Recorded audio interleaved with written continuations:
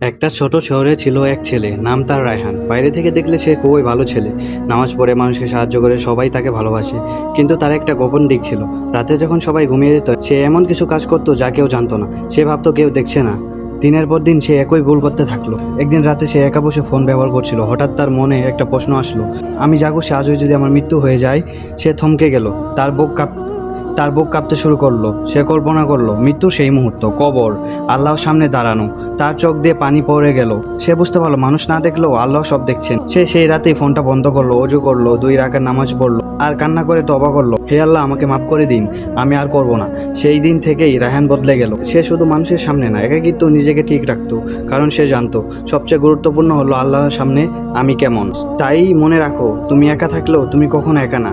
আল্লাহ সব দেখছেন আর এখনো সময় আছে বদলে যাওয়া।